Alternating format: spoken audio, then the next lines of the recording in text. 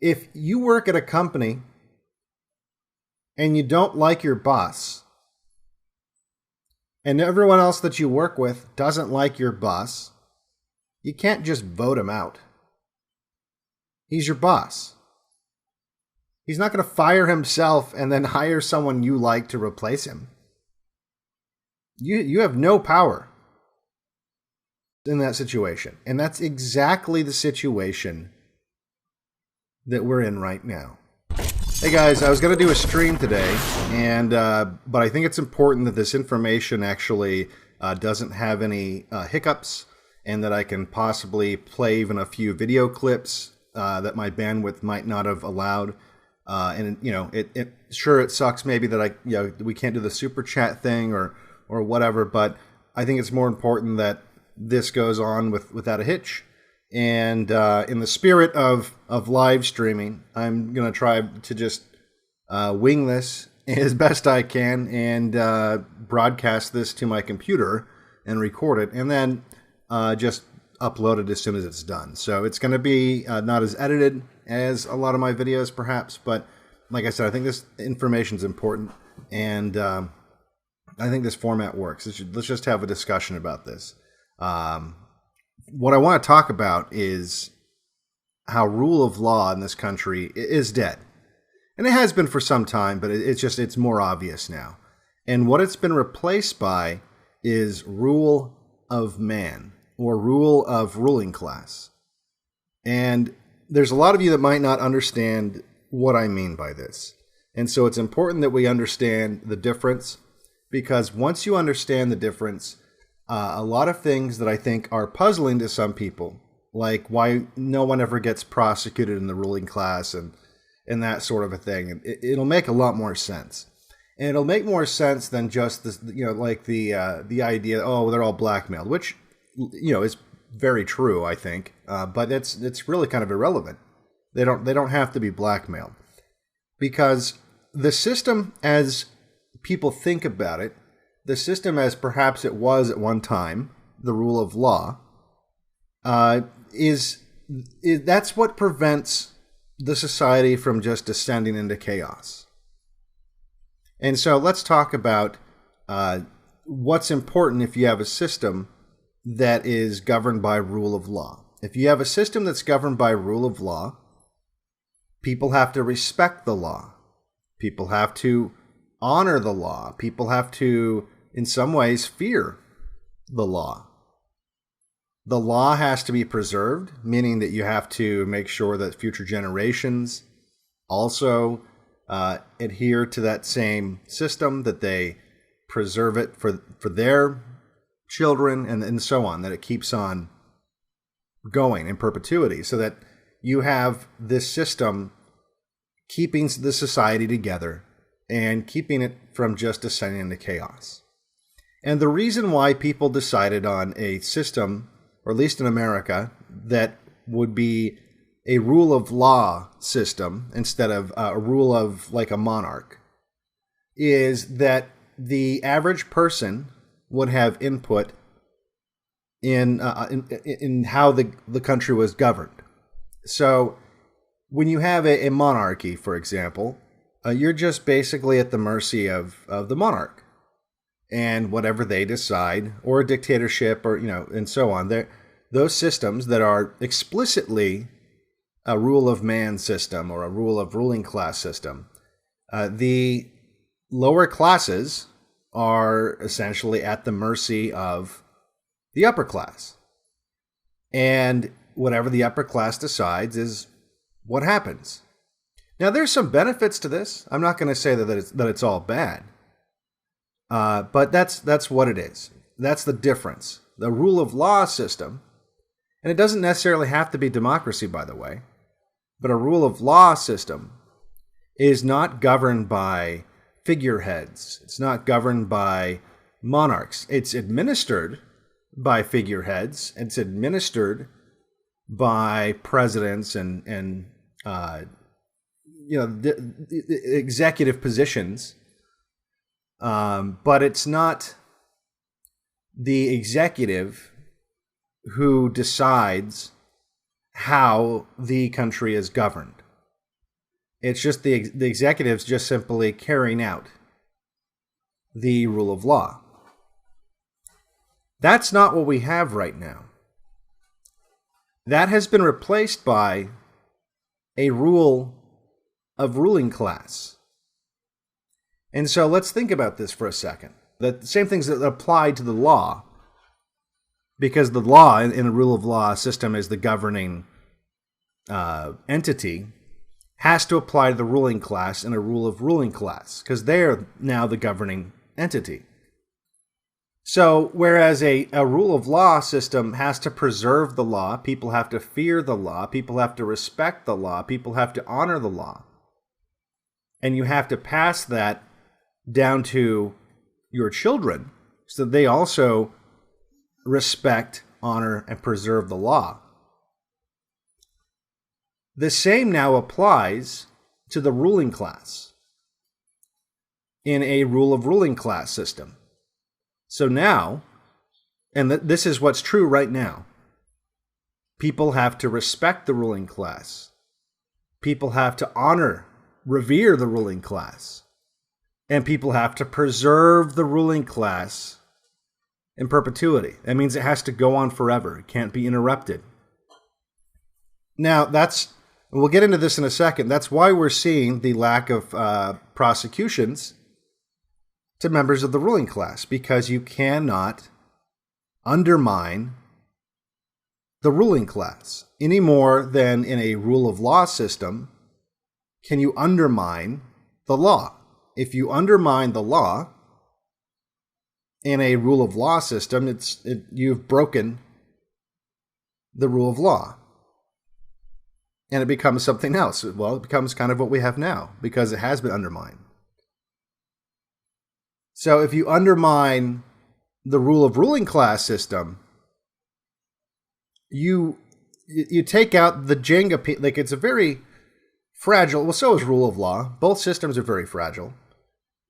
And if you take out that last Jenga piece that makes the tower collapse, that's what the ruling class is afraid of. That if you prosecute Clinton, if you prosecute Obama, you prosecute Bush, any of these people, that you will be destroying the system that keeps them in power, and that they probably justify in their minds as it keeps us from descending into chaos. And that's very important to understand. That's very important to understand because it makes everything make a lot more sense. You know, today, Attorney General Barr, who, if you know anything about his background, you would know that he's not he's ruling class through and through. This guy wasn't brought in to like shake things up and to take down the deep state or anything like that. And he said today, and I'll play the clip if I can find it. I tweeted it out.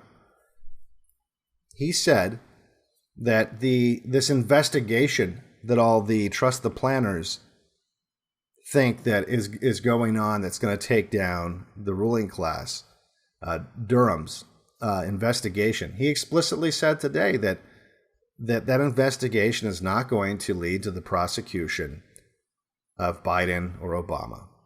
As to President Obama and Vice President Biden, whatever their level of involvement, based on the information I have today, I don't expect Mr. Durham's work will lead to a criminal investigation of either man.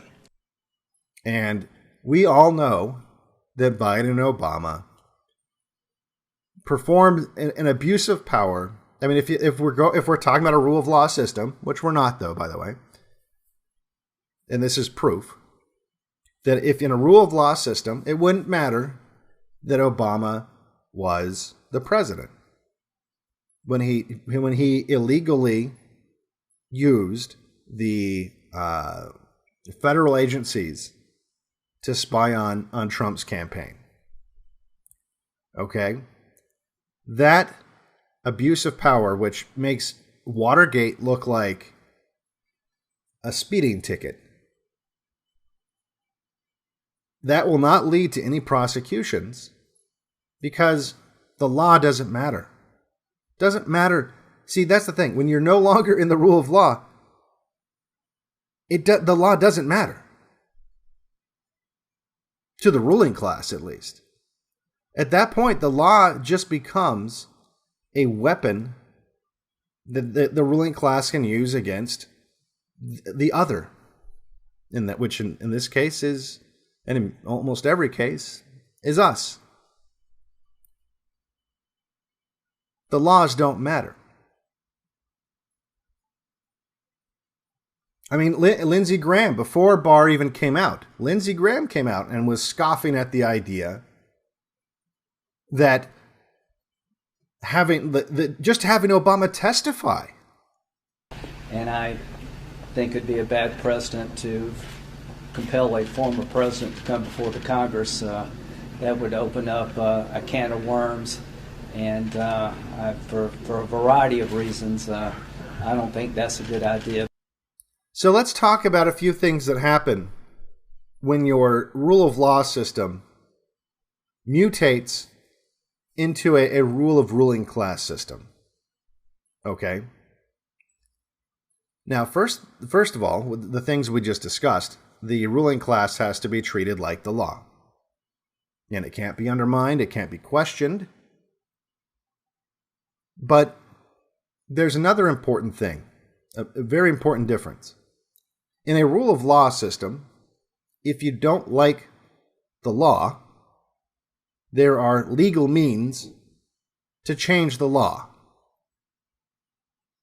In a rule of ruling class system, if you don't like the ruling class, there is no means of changing the ruling class. Because there's no law. You see what I'm saying? There's no, even if there might be a means in terms of, we have elections or whatever, but as anyone that's paying attention knows that doesn't change anything. When Trump got elected, he didn't lock up Clinton. When Obama got elected, he didn't lock up Bush. No one that's been elected since JFK has locked up the people responsible for that, including Trump. Because of this, and all for the same reason. Even if they're legitimately wanting different things and there is a legitimate struggle between a left and a right faction, it doesn't matter. They're part of the same machine.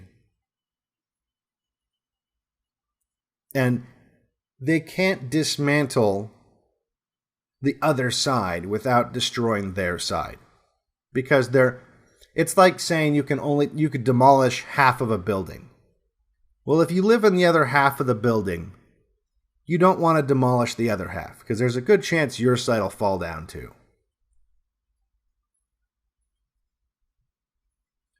So in a rule by ruling class system, there's no possible way, no political or legal way to remove the ruling class. Whereas in a rule of law system, there are political and legal means to change the law.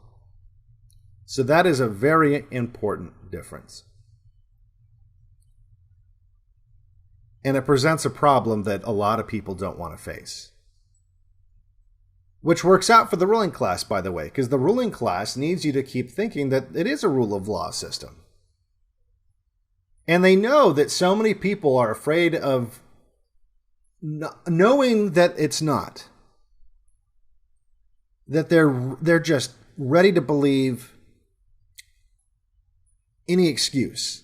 And that'd be unprecedented. We can't do that. Reason why you can't prosecute or compel a private citizen. Obama's just a private citizen, by the way. If we're in a rule of law system, which we're not. He's still, see, that's the thing. In a rule of law system, once you stop administering the law, once you stop being president, from a legal standpoint, Obama's just like you. But that's everyone knows that. See, that should be proof right there. Everyone should understand that. That if we were in a rule of law system, not just Obama, but like every past president, they're just at that point they're private citizens. You can say, oh, well, they have Secret Service, whatever, as a favor, you get Secret Service protection for the rest of their lives, and you know what, whatever, that's fine. I'm okay with that. But even if you take that out of the equation, everyone knows Obama's not just some private citizen. He's someone that can't be compelled to testify. Lindsey Graham's telling you that. He's someone that can't be prosecuted. Bill Barr's telling you that. You are immune to prosecution and to legal repercussions if you are a member of the ruling class. Now, does that mean no one will ever be prosecuted at all? Well, I don't think that that's the case, because enough people now are starting to understand what I'm talking about instinctively. Even if they don't quite... I mean, at this point, when you see over and over and over again the ruling class caught red-handed doing highly illegal things, treasonous things, and pay no price, eventually what happens, and this will happen, by the way, everyone starts treating the law like it's something that you will only get in trouble for breaking if you get caught. There's no longer, because the social contract between you and the ruling class has been broken, right? The social contract that says, we are all equal under the law, that's been broken. And what's going to happen is the average person will understand this, and they will start treating the law like these are the things that I might get in trouble for doing if I get caught. But I'm kind of a sucker if I obey the law, because no one else is obeying the law, right? Like if we are no longer equal under the law it's meaningless. If it's just ruled by ruling class, then as long as I don't get caught by the ruling class, then that's what's legal. But you see, we're not at that point yet. We're headed in that direction. We're headed to a point where the average person is going to just try to get away with as much as they possibly can, because you're a sucker if you don't. Because everyone else is going to start doing that. And that'll spread like a virus quick. It'll be surprising how fast that happens. How quickly we go to like Banana Republic style. It's on the way. It's already started. And so, because the ruling class doesn't want that to happen, or at least wants to try to slow that down, they might burn some sacrificial lambs. Okay? A good example of this would be Epstein, right? Epstein served his purpose, so they killed him. They sacrificed Epstein to preserve the rest of the ruling class. So they're willing to do that. They will burn someone if it preserves the rest of them. See, burning Obama, burning Hillary, that's not going to preserve the rest of them. How would it? In fact, it might endanger the rest of them. Imagine the shit that Obama and Hillary know. Or even like, some of these ex-heads of intelligence agencies, like Brennan. Imagine what he knows. Now, what about people like McCabe? I don't know. I feel like that's about as high as it would ever go. McCabe's a possibility. And it might even be a situation where they tell, like, look, McCabe, people are out for blood. We need to give them someone. Let us put you in jail for 5 years. In the meantime, we'll make sure your family is well taken care of, and when you come out in 5 years, you'll get a job on the board of, something. And I feel like that if those that they need to burn to preserve this illusion for the people that haven't quite figured out what's going on yet, that don't play along, they'll just Epstein them. And come on, that was a pretty public execution. If you're McCabe, and you know that, like, wow, they very publicly executed Epstein, and nothing happened to anybody. And nothing will. And no one thinks that anything will. Like, really, come on. You have a few crazies that think that he's still alive, and maybe he is, it doesn't really matter, right? But no one's going to get in trouble for anything tied to Epstein. So, if you're McCabe, you're going to know that, oh, well, I don't want to be Epstein. Maybe I'll just shut up and play along. So I think that's important, that people understand the key differences between rule of law and rule by ruling class. That everything that applies to rule of law has to apply to rule of ruling class. The ruling class has to be preserved. The ruling class has to be honored and obeyed. The ruling class has to or can't be undermined. Another thing that you need to think about too, in a rule of law system, law enforcement enforces the law. The law dictates what police do. The law dictates what the military does. The force that's exerted by the government is governed by the rule of law. The limits placed on that force are defined by the law. Well, when you're in a rule of ruling class system, it's now defined by the ruling class. As we've seen with people getting arrested for not wearing masks. And if you want to, here's Alan Dershowitz. I'm sure you've seen this video. Hopefully you've seen this video by now. Alan Dershowitz is explaining to you that in a rule of ruling class system, if they have to drag you kicking and screaming to a doctor's office and shove a needle in your arm that you don't want put in your arm,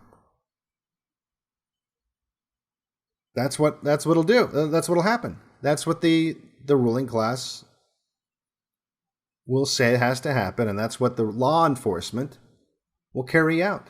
Let me put it very clearly. You have no constitutional right to endanger the public and spread a disease, even if you disagree. You have no right not to be vaccinated. You have no right not to wear a mask. You have no right to open up your business. Wait, can I stop you? No right not to be vaccinated? Meaning if they decide you have to be vaccinated, we have to be vaccinated? Absolutely. And if you refuse to be vaccinated, the state has the power to literally take you to a doctor's office and plunge a needle into your arm. There might be a few sheriffs out there that'll ignore this, but it doesn't really matter. I mean, we're talking like on a national level. What we're going to see is law enforcement enforcing illegal orders all the time, because they're not limited by the law. They're not governed by the law. They're limited and governed by the ruling class. A ruling class that cannot be replaced. I mean, think about it. If you work at a company and you don't like your boss, and everyone else that you work with doesn't like your boss, you can't just vote him out. He's your boss. He's not gonna fire himself and then hire someone you like to replace him. Why would he? Now, he has a boss, and his boss might replace him, but You have no power in that situation. And that's exactly the situation that we're in right now. You have no ability to change the ruling class any more than you have any ability to switch out your boss and get a boss that you like.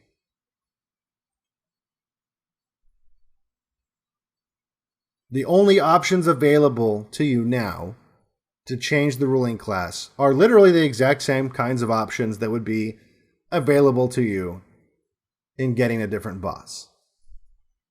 You could try to go over his head to the next level up, but good luck with that. You're going to have a meeting with the bankers. They're going to pencil you in. You're going to go brunch with a Rothschild. No. So that's not possible. And then there's other options that we can't discuss on YouTube. But that's the situation, guys. We are in a system that is not as advertised.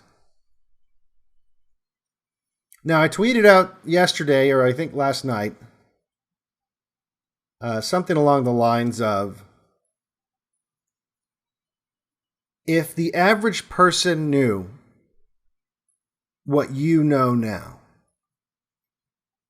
would there be a revolution tomorrow?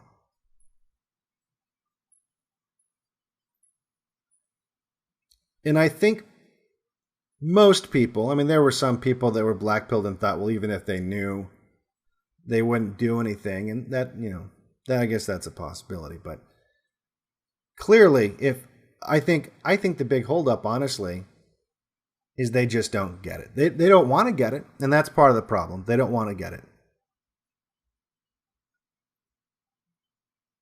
And it's almost impossible to teach an old dog new tricks. So there's going to be people that'll just never, ever get it. But I think everyone realizes, if everyone knew what you know now, we'd be living in a different world. And that's why it's so important that you have these kinds of conversations, the kind of conversation we're having right now, that you have this kind of conversation with the people in your life. Sit down with some friends and just break down what I just talked about just now. You don't have to make them watch my video. It's not about me. It's about understanding that we're living in a system that's not as advertised. Unfortunately, the same hubris that got us transition from a rule of law system to a rule by class system is the same hubris that makes them believe that they can avoid the inevitable. So rather than trying to get us on the right track, get us back onto a rule of law system, like a lot of people thought Trump was going to do, they're simply going to try to create as many obstacles as possible for people that are going to try to undermine the rule of class.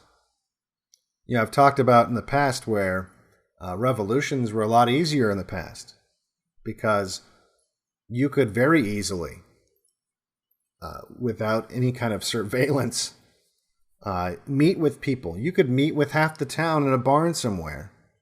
And if you were sneaky about it, the ruling class would never know. You can't do that kind of a thing anymore. And that puts a major obstacle in the way of people that want to change things.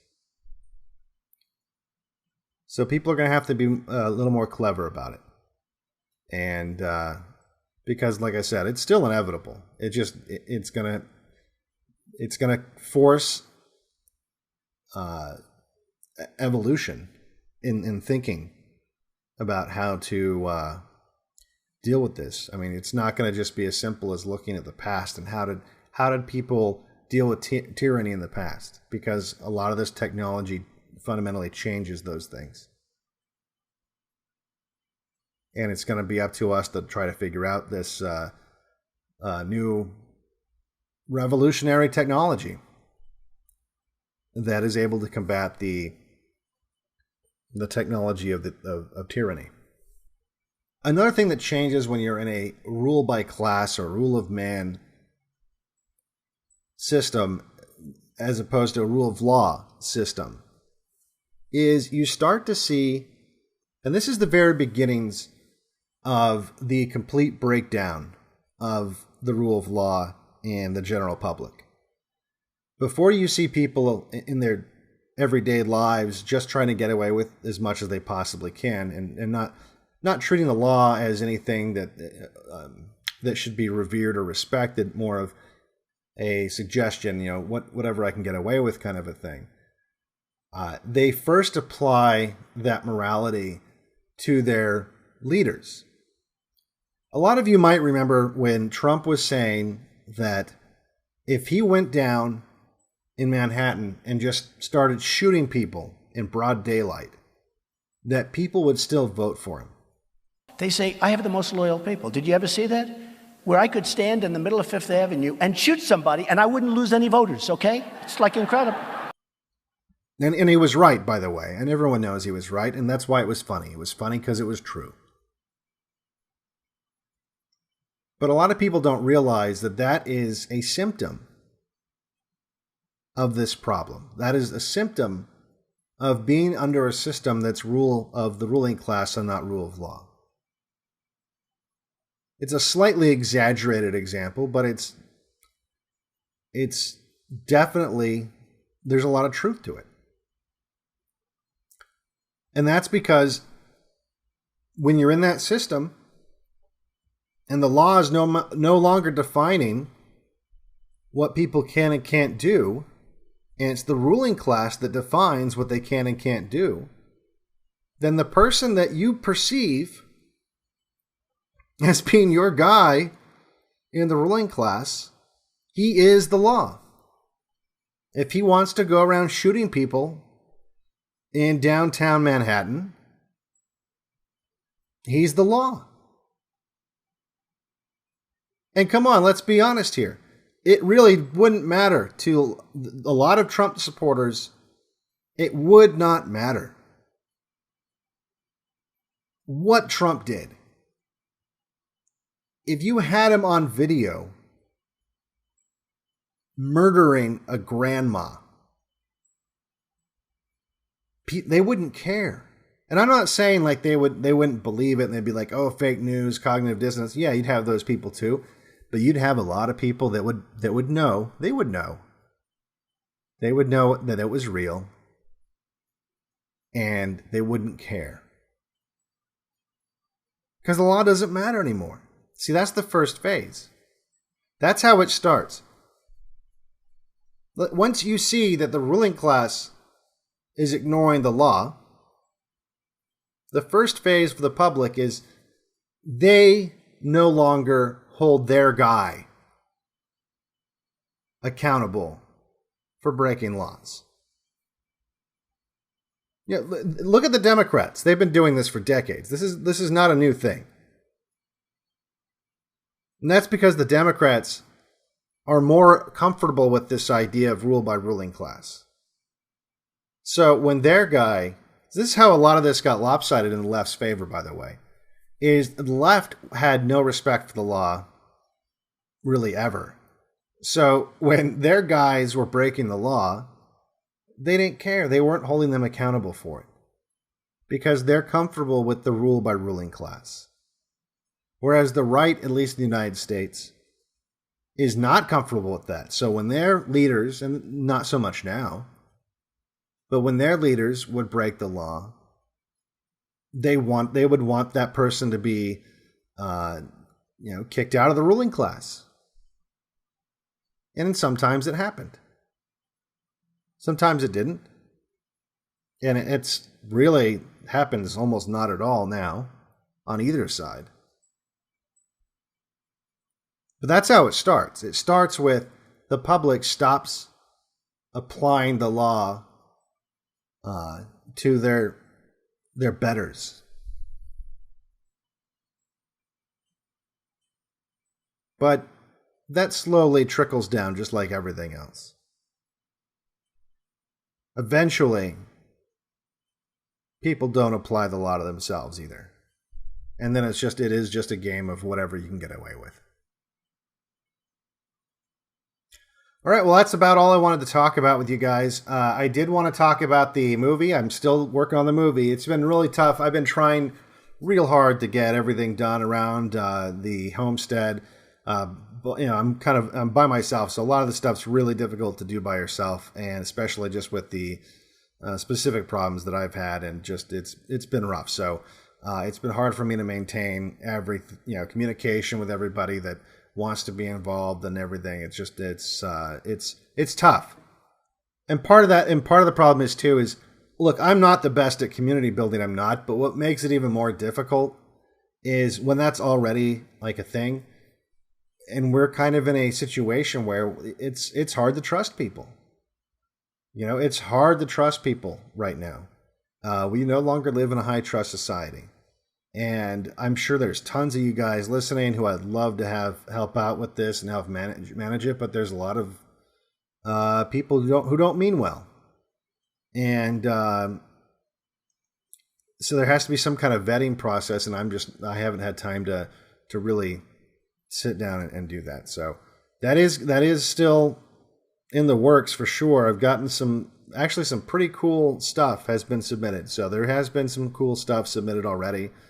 And I do need actors that want to be in it as well. So if I'd love for you to make your own, you know what? I'm going to do a whole video just on this coming up. So I don't want to get too into the weeds about the Day of the Rope film. I don't want people thinking that's just gone away. It has not gone away. That is 100%, 110% going to happen. It's just something that I haven't been able to put enough energy into, and I want to set up a website for it and all this other stuff. So there's like a centralized location for all the information on that. So anyway, I hope you guys are having a good Monday, the best you can, and staying safe. For BlackPilled, I'm Devin Stack. If you like my videos, make sure you like and subscribe. Make sure you share. If you want to support my work, you can grab a copy of my book. The link is in the description, or you can send crypto to one of the addresses below, or you can go to patreon.com/BlackPilled.